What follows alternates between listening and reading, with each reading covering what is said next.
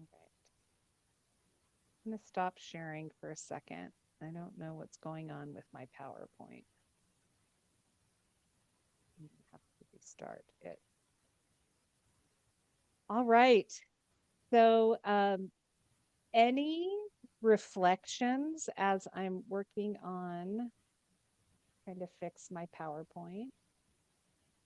Looks like PowerPoint is not responding.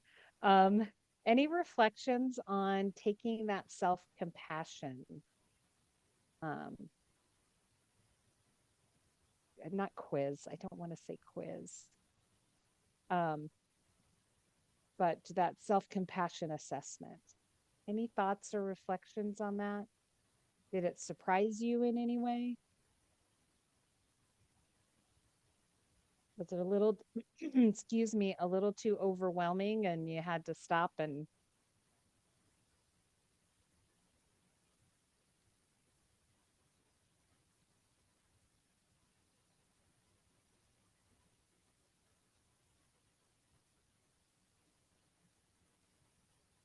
okay. It is now officially 2 o'clock, so we can start back in. I was asking, in case you just came in, if there were any reflections about the self compassion quiz, self compassion assessment. I don't know. That all sounds so like, I'm going to get it wrong. Um, Anybody have any thoughts?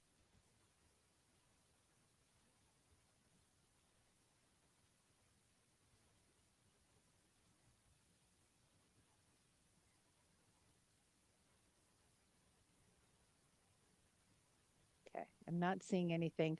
I am having difficulty with my PowerPoint. I'm going to keep going um, while I try to fix the PowerPoint. So when we think about self compassion, there are, Dr. Neff talks about different elements of self compassion. And those elements are, and again, they'll be in the slides. So I apologize that that you aren't seeing it quite yet. Let's see. Okay, there we go. Let's get back here. All right, we are better now.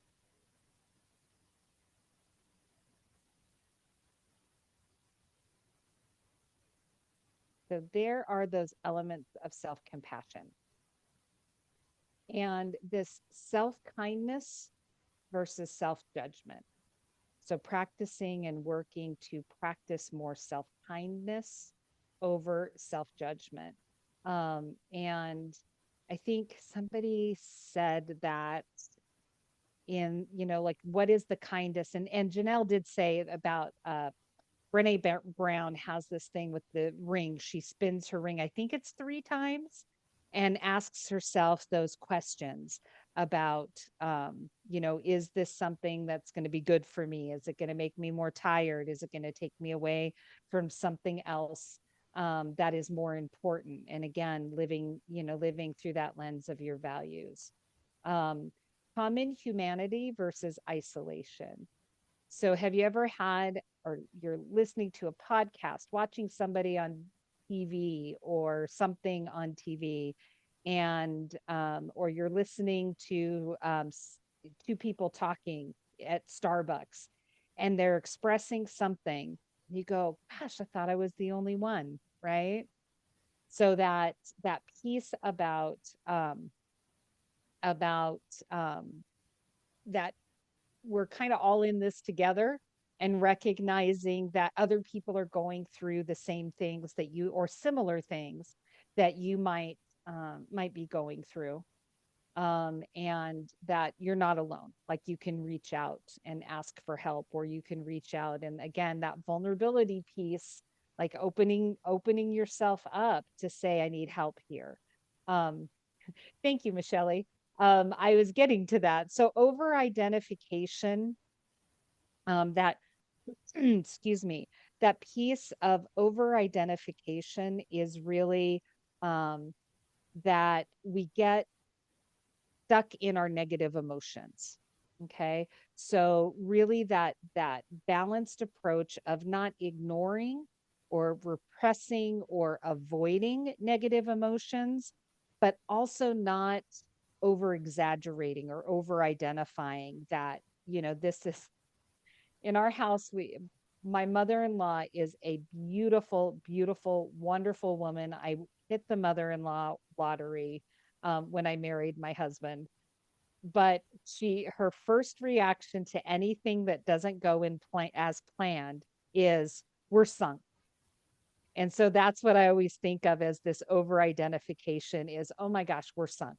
This is the end of the world, and that sort of thing. So that's that over identification piece, is that feeling that the negative pieces overwhelm everything, and recognizing that we don't want to avoid, push down, suppress, ignore, run away from, but we also don't want to have it be that overwhelming, like everything is shadowed by that. Does that make more sense? All right. So shifting into talking, kind of talking more specifically about our about sustainability, about looking at burnout and compassion fatigue, thinking about stress in maybe a little different way. So what if stress was actually one of our superpowers? And so this is a video that I show as often as I can from Kelly McGonigal, who is at the Greater Good Science Center in Berkeley, excuse me, at UC Berkeley. And she talks about how stress can be seen as a superpower.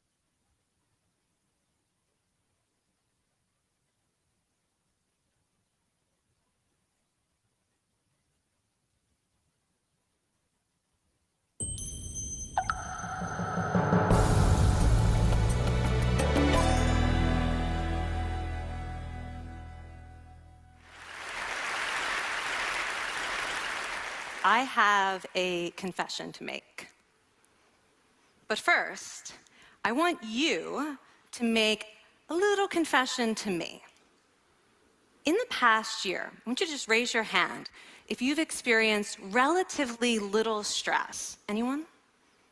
How about a moderate amount of stress? Who's experienced a lot of stress? Yeah, me too. But that is not my confession. My confession is this: I'm a health psychologist, and my mission is to help people be happier and healthier.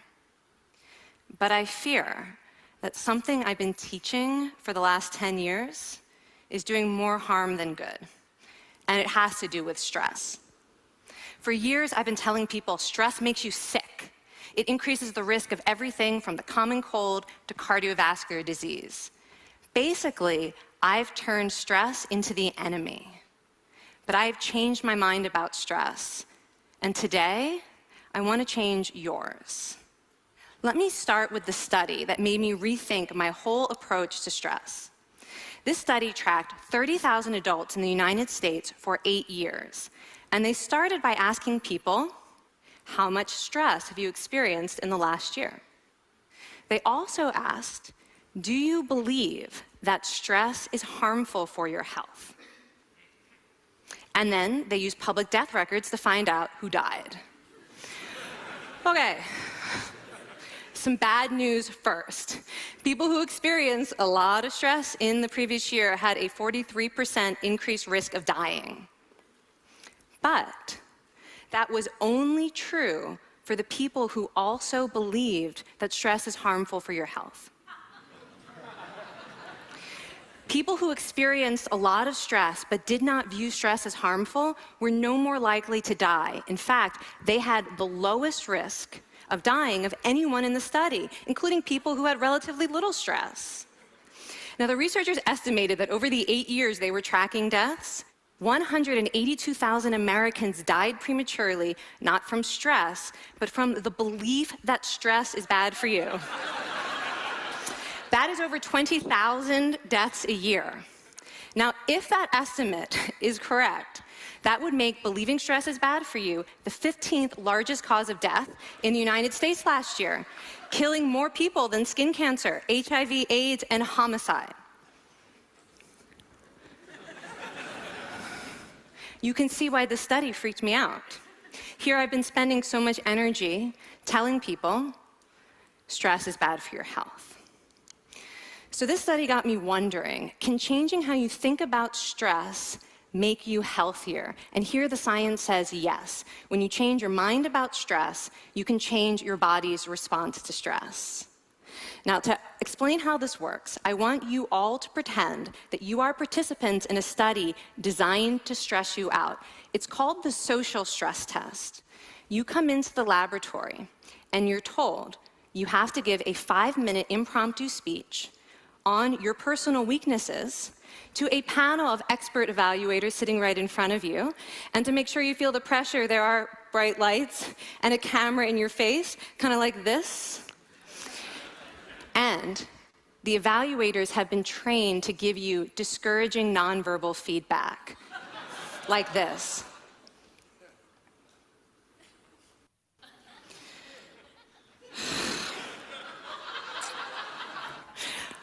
Now that you're sufficiently demoralized, time for part 2, a math test.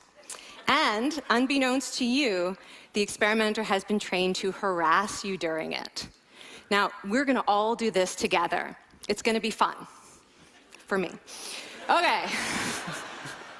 I want you all to count backwards from 996 in increments of 7. You're gonna do this out loud as fast as you can, starting with 996. Go. Go faster. Faster, please. You're going too slow. Stop, stop, stop, stop. That guy made a mistake. We're gonna have to start all over again. You're not very good at this, are you? Okay, so you get the idea. Now, if you were actually in this study, you'd probably be a little stressed out. Your heart might be pounding, you might be breathing faster, maybe breaking out into a sweat. And normally we interpret these physical changes as anxiety or signs that we aren't coping very well with the pressure. But what if you viewed them instead as signs that your body was energized, was preparing you to meet this challenge?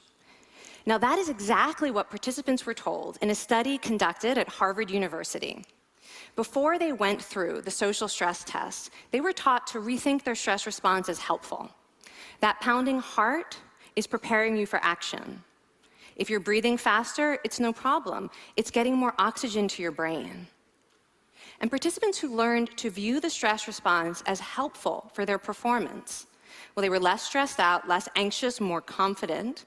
But the most fascinating finding to me was how their physical stress response changed.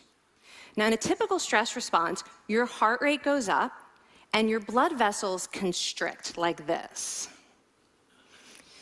And this is one of the reasons that chronic stress is sometimes associated with cardiovascular disease. It's not really healthy to be in this state all the time.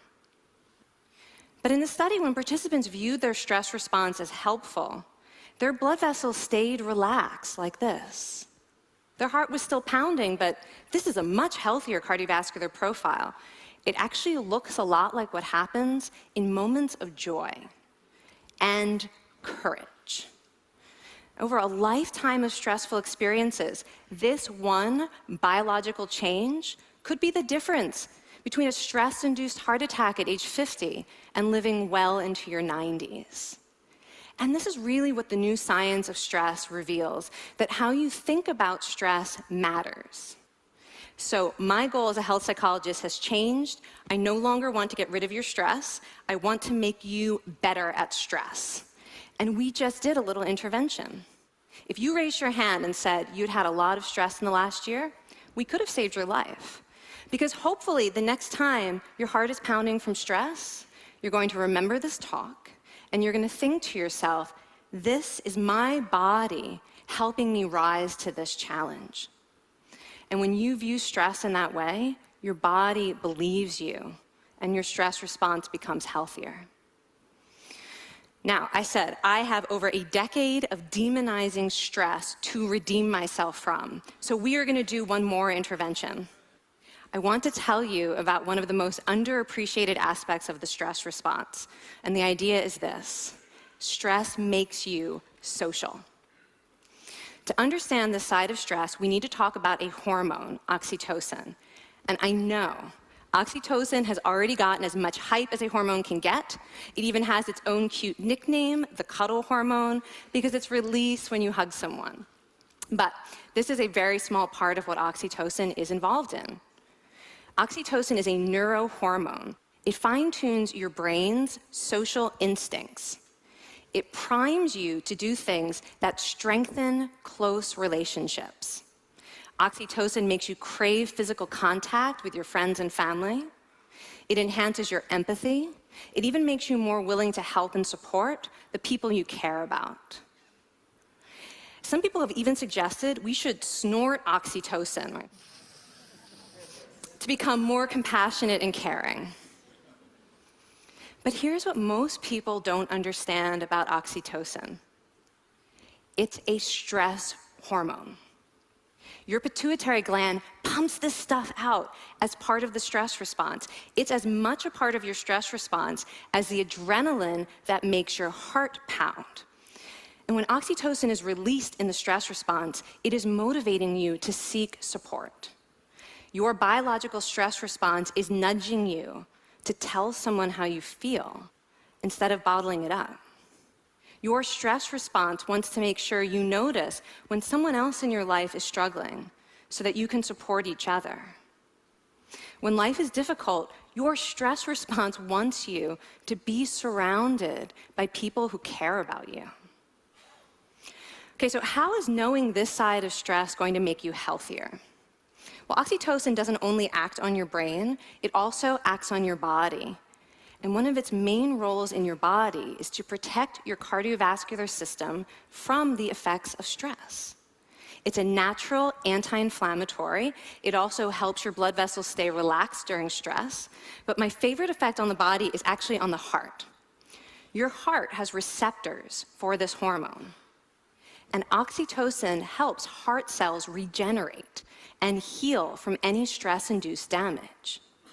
This stress hormone strengthens your heart.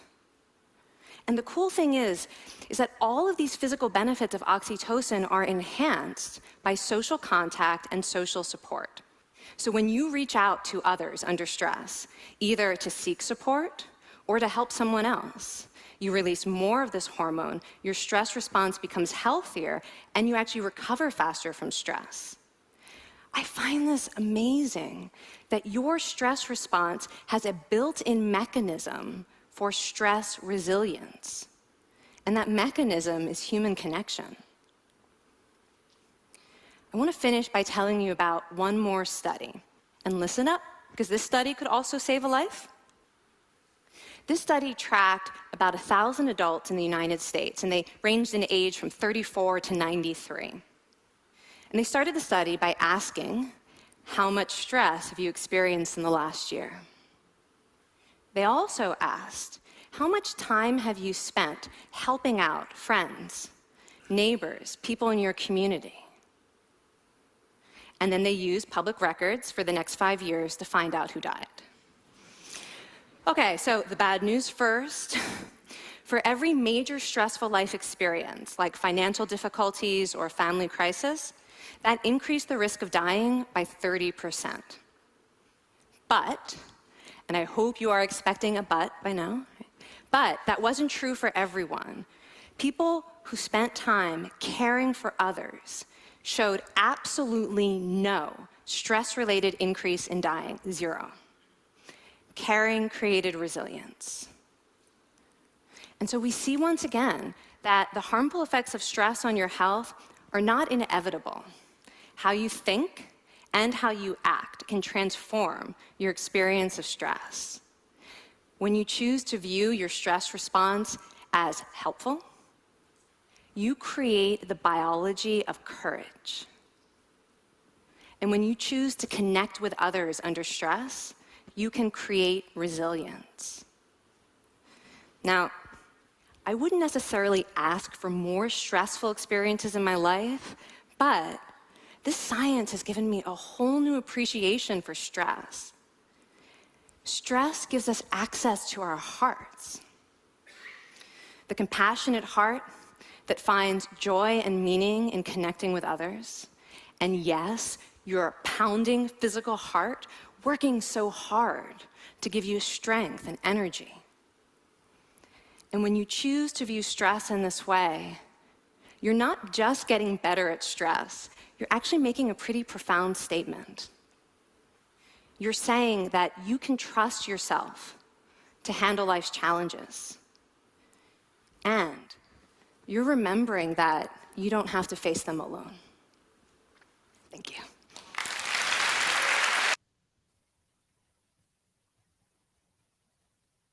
Okay. Did that blow anybody's mind? Yeah, I can't believe that the people, like, it went from 30% increased likelihood of dying with every major stressor to no significant like increase. Like, it's that alone, like, my mind is still like, what? Yeah. Yeah. Anybody else?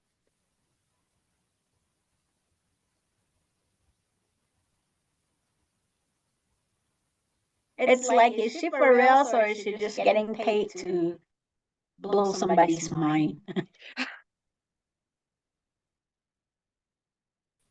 Yes, Patty, the basis for family resource centers. So connecting some of the dots here. So we see, going back to talking about that risk and resilience cycle, right? So we know how important connection is. Dr. Bruce Perry and folks that follow him and do similar research tell us that how important that connectedness is. We have the report about social isolation and how that impacts. And now we pull this into the puzzle, or pull this into the equation in terms of our stress response has a built-in element that says reach out and get help. It's hard to be vulnerable, right?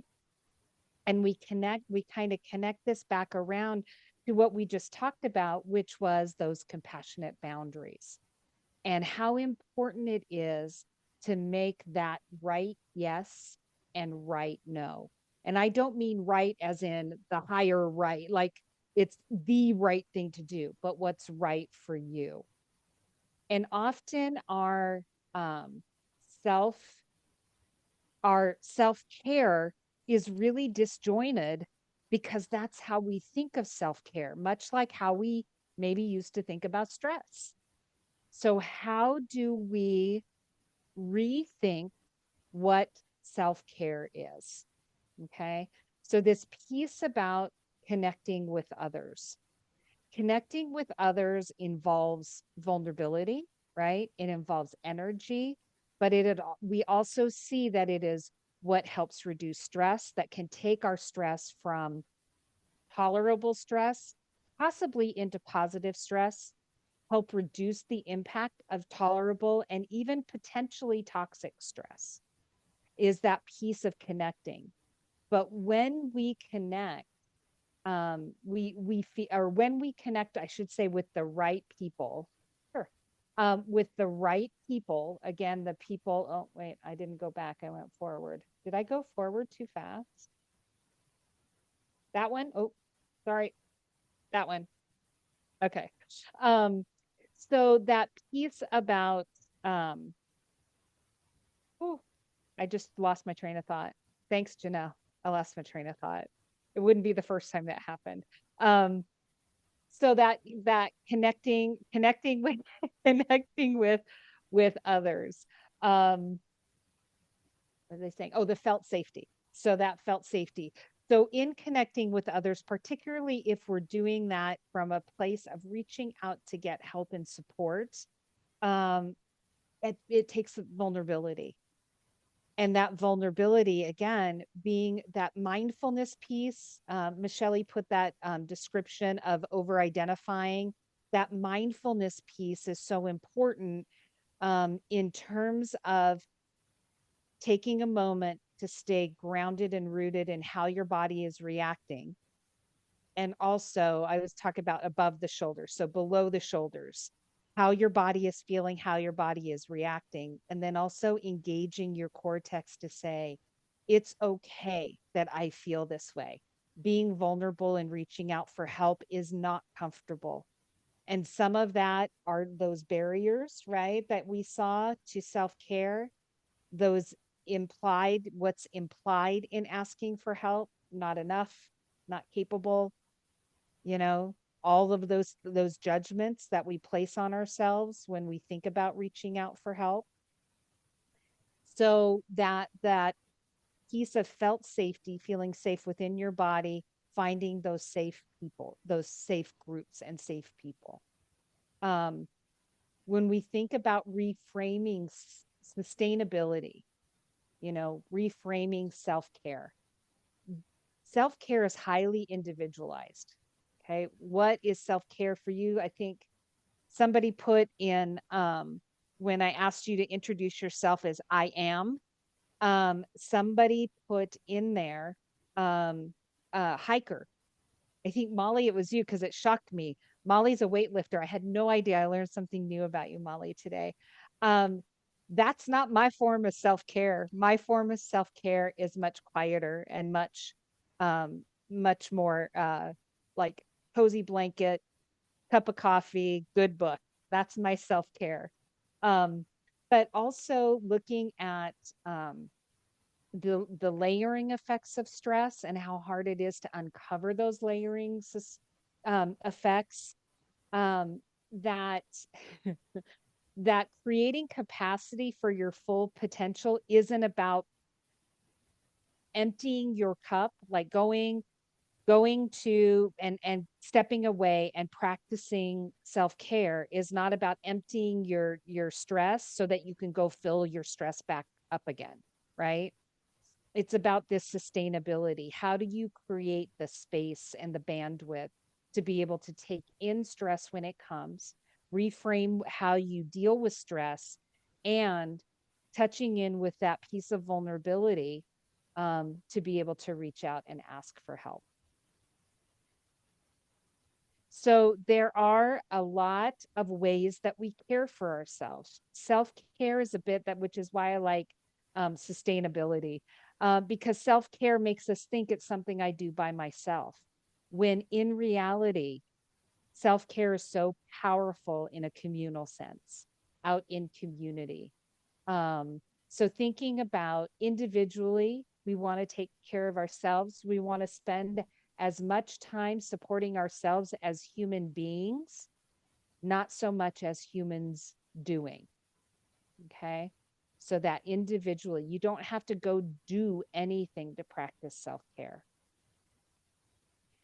And then taking a step out, and I'm just going to touch on this because I really don't want to spend too much time, but thinking about what facilitates professional sustainability within your organization and the organization with in the organizations with whom you work as well.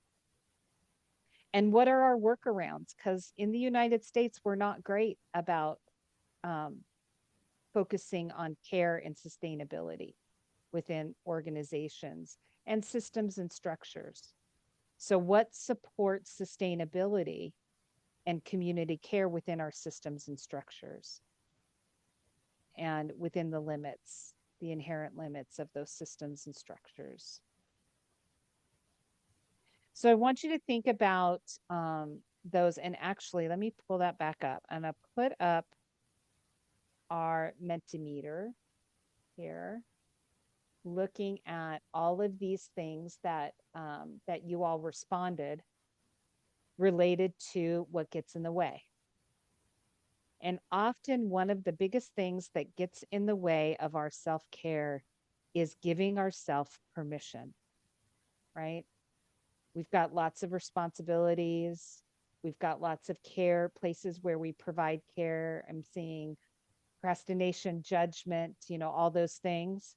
So often it's just a matter of what we need to give ourselves permission to do or not do. So I want to take a moment and have you fill out a permission slip for yourself. Okay.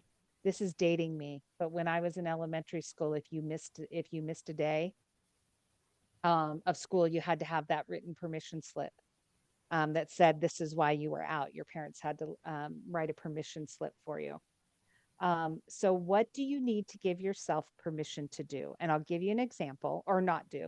My example is always, this is my permission slip. It has been since the first time I did this activity. I give myself permission to be unavailable. Okay. So that's my example. So I'm going to give you a moment to complete your permission slip. What might you need to give yourself permission to do or not do? And I really encourage you, if you don't have the ability to write it down right now, that you find some time to write it down and put it somewhere visual, so you can remind yourself what you're giving yourself permission to do. Nice, April. I give myself permission to say no, but thank you for asking me. That's awesome. I love that phrasing, April.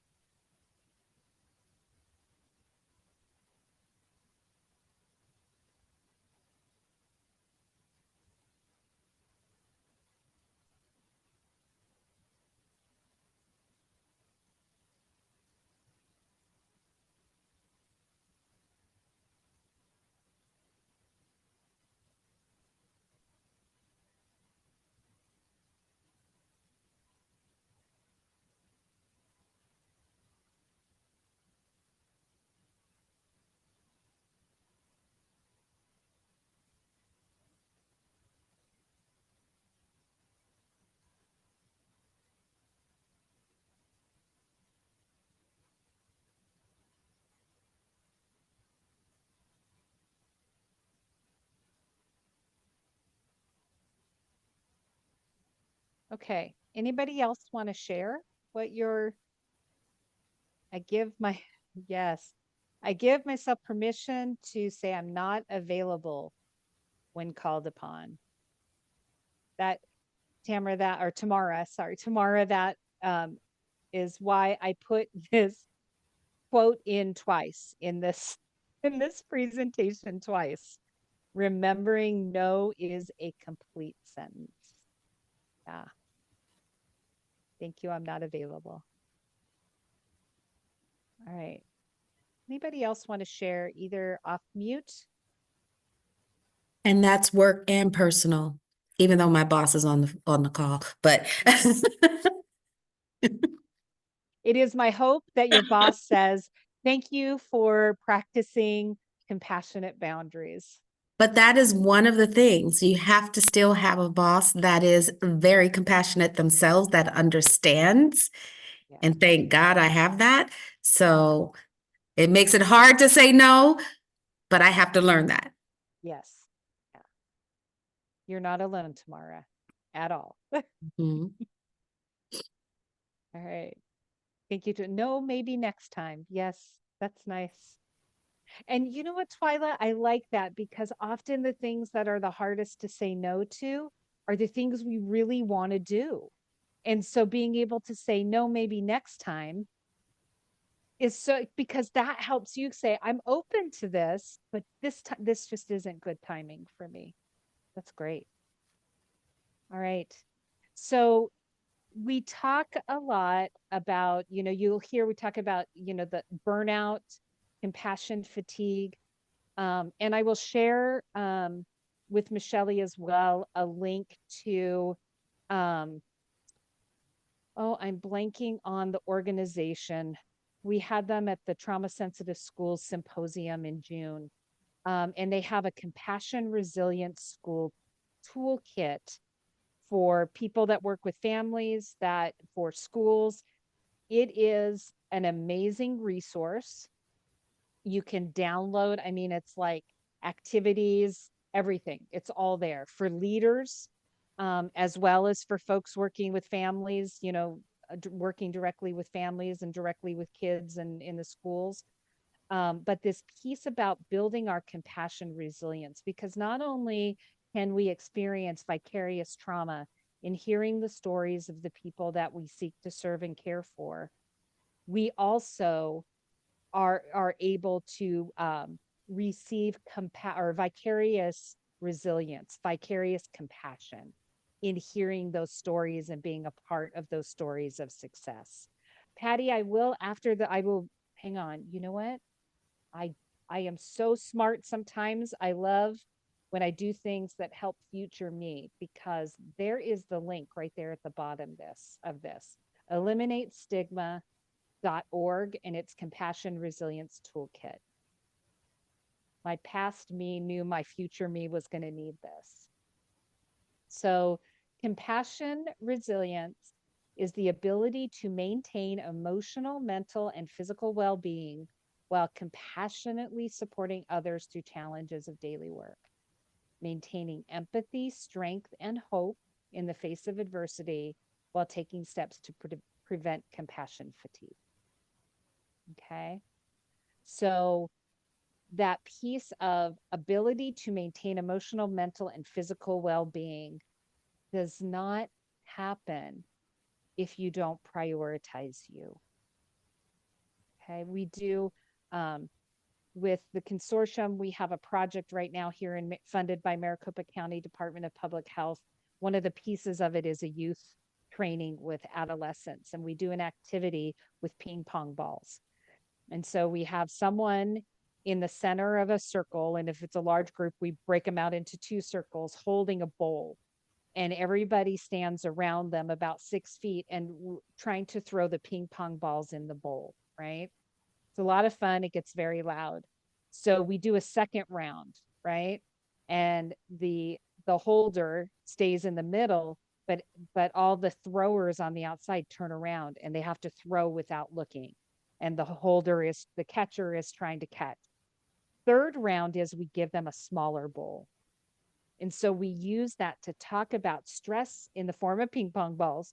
Stress comes at you when you least expect it, and how stressful it is. We do a whole debrief of trying to catch all of those balls in the large bowl and how impossible it is to catch the balls in the small bowl. So compassion resilience requires us to do the things that helps us keep that bowl large. Not because we have to take in more stress, but because stress comes, and being able to have that capacity, as it says here, to be able to maintain empathy, strength, and hope. And we can't do that if we're trying to do that with a very small bowl or a very small bucket. So part of this is also identifying the drivers of fatigue that help us broaden our self-awareness. Okay. So identifying those drivers of resilience can also do the same. And I'm looking at the time and seeing if, okay, we're going to do one more. It's this, I'm going to bring it. Oh, I just lost it. I'm going to bring it into here. It's the same code, the same Mentimeter. When you sign in, menti.com, the link that Michelle put in the chat, and I think she's feverishly working to put it in again, and you put the code. I have moved the slide, so you should see this. So what about your work and the system within which you work have a negative impact on your ability to do your work with compassion? Okay.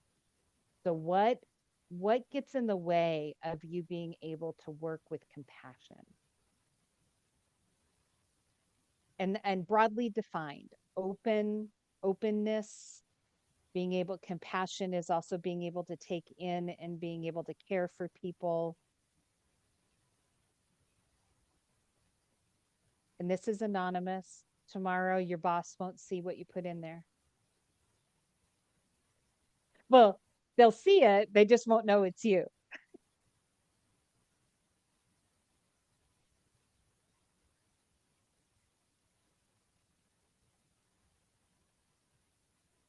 What are the things that get in the way? And if it's too hard to think about it, working with compassion, yeah, too many responsibilities at a time. Just what might make it hard to do your work?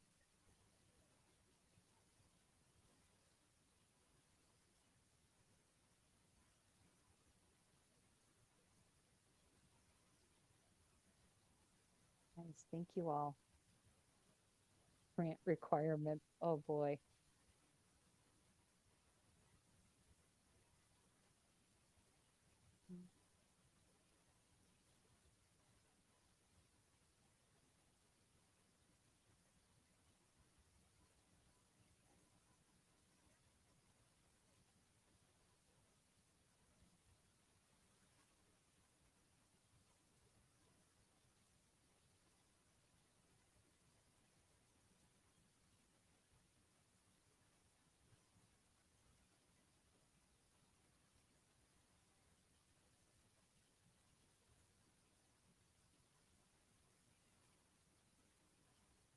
Better data. Yeah, those systems.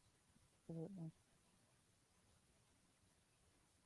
I'm going to give about 1 more minute. Um, and I'm going to just start reading these out so everybody can hear them. So I'm going to scroll back up. Too many responsibilities, too many different directions, things being added, not enough resources, staffing issues, private space to take a break, ambiguity, needing a little more clarity, grant requirements, short notice on additional tasks, communication, funding, organizational restraint, attitudes of other people, um, not good systems, particularly data systems, understanding, access to resources, lack of support, disorganized, um, not enough time to give individually to families, the documentation, lack of space, too many I'm guessing that's responsibilities, um, not understanding the community that you work in, the boss not understanding community, toxic work environments, um, restrictions of working in a government institution. Yeah, yeah, all of those. So when we look at that, I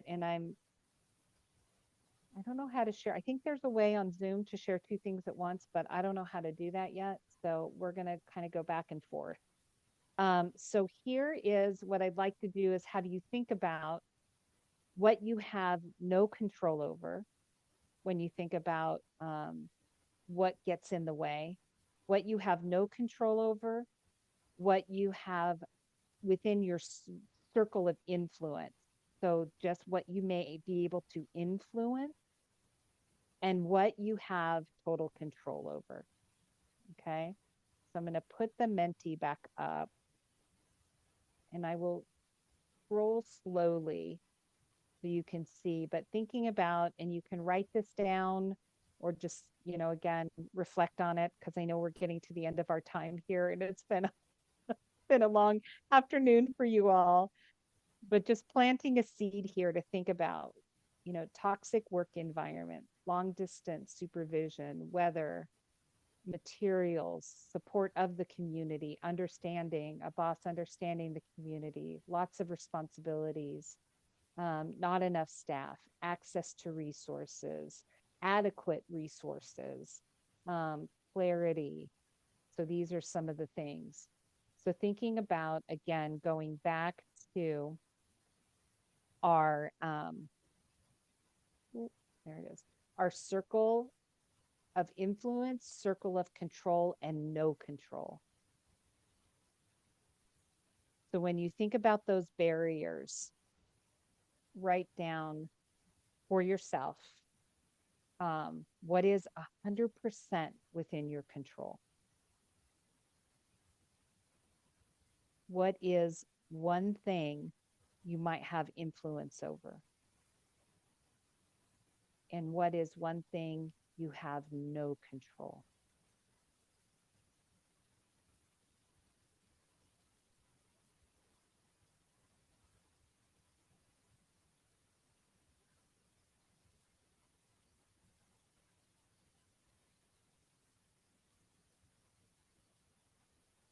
So if you can give me an emoji in the chat or on your screen that lets me know you're ready to move on, because I do want to give you a moment to just kind of reflect on this, particularly I think what's 100% in your control and what you have no control over.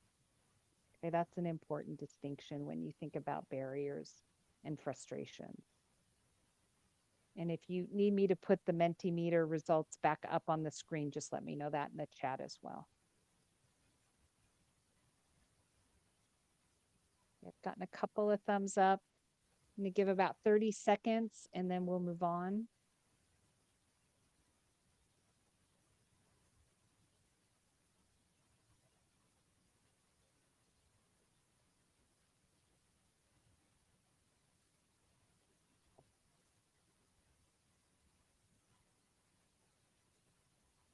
So when we look at these circles, okay, so the things that you cannot not control, they are concerns. Grant requirements, staffing, right? Other people's health, climate change. As you can tell, I pulled this from a school related website. So these are things that we cannot control. So thinking about the amount of time and energy that you spend here in this outer ring, the things that you cannot control, they're absolutely concerning. They're absolutely frustrating.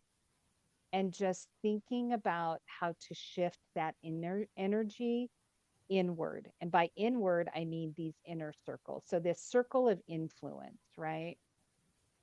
So you may have some influence over behaviors of people that you're around.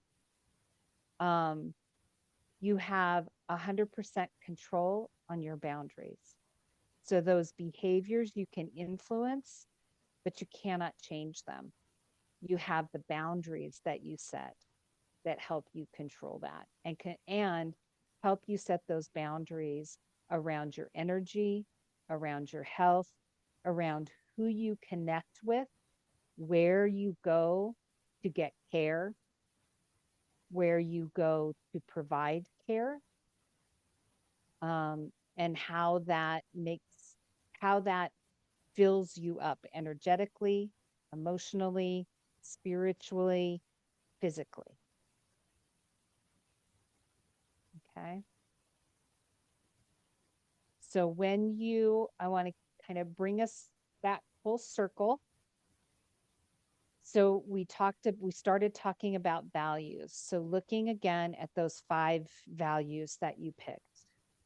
Okay. And again, they're not your only values. They're just the ones I forced you to choose. So you always can go back and choose other ones or add to it. So thinking about those values, how you behave within those values, your values-based behavior, it's 100% in your circle of control. What do you need to give yourself permission to do or not do in order to protect your energy, your health, your compassion, your wellness, the love that you give? And then thinking about that compassionate resilience within the workplace.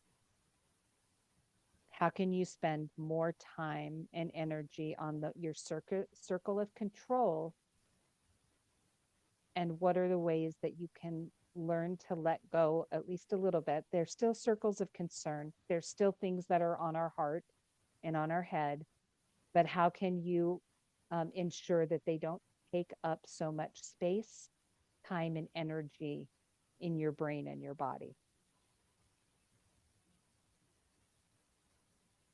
And the final thing that I'm going to ask you to do is find one small but significant step for you that you can start doing today that will help you reduce frustration, burnout, compassion fatigue, and increase compassion resilience, energy, love, how you want to be in the world. And I'll give you a moment to write that promise to yourself.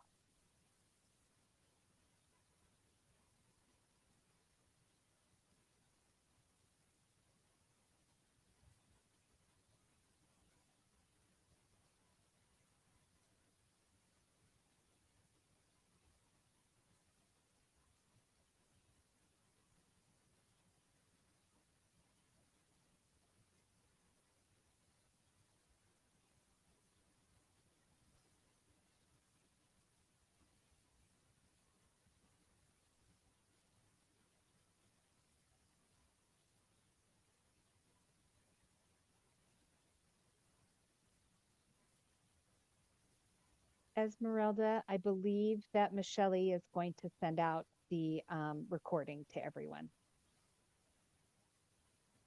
You're welcome. And I will include the PowerPoint. We'll send the PowerPoint and the link to the videos that I showed. So thank you all so much. I appreciate your energy and the interaction after a long afternoon. And if there is any way I can support you, there's my contact information, phone and email. It has been a pleasure spending time with my people in family resource centers. So thank you so much. Thank you, Doreen. Sandy, I needed this so much. I'm sure many other people on this call feel the same way. Thank you all for attending. I just dropped a link into the chat. We would love for you to take the last few minutes that we have to let us know what you're taking away from today's time with Sandy. Thank you so much. And if anyone is struggling to access that link, which I know happened before, let me know, and I'm happy to email you the questions separately. Thank you. Thank you all. And yes, once I have this recording uploaded to YouTube, I will be sending out that to everybody. It might happen tomorrow because sometimes uploading takes a little bit of time. But I will send that with all the other slides and links to videos that Sandy will share.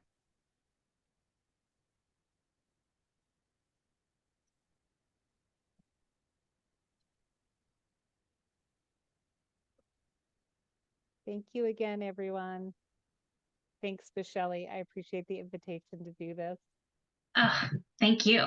Honestly, speaking right to me. Yeah, it was so helpful. Good. Yeah, and I'm gonna go back and rewatch the stress video in particular because I feel like there's so much power in that idea. Not just idea, the fact that you can change your whole life if you change your perception. It's pretty cool. Thank you, Twyla. And thank you, Luz, for your comment, giving yourself permission to say it's not okay. That is beautiful. And I feel you in that, Luz, and hope that you are able to do that for yourself. I just wanted to share that you pronounce it Asquali. Esquali. Thank you. Mm-hmm. That's the feminine way to say thank you in my language. Well, Esquali, Twyla. Oui, that means you're welcome. Yes. Oh, we. Awesome. Thank you for sharing.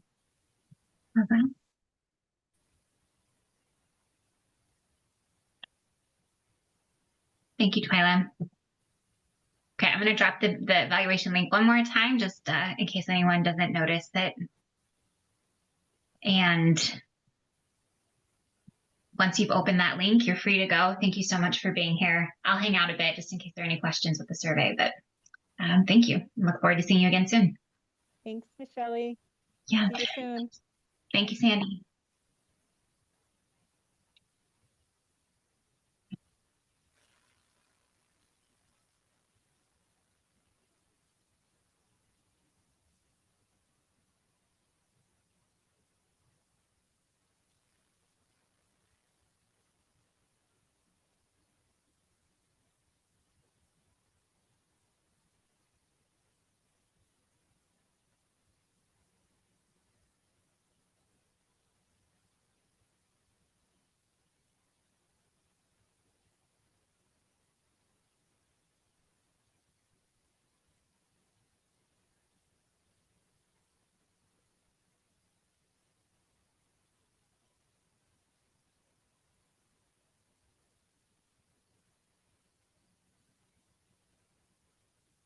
Okay, friends, hearing no questions. If you do have any trouble with the survey, let me know.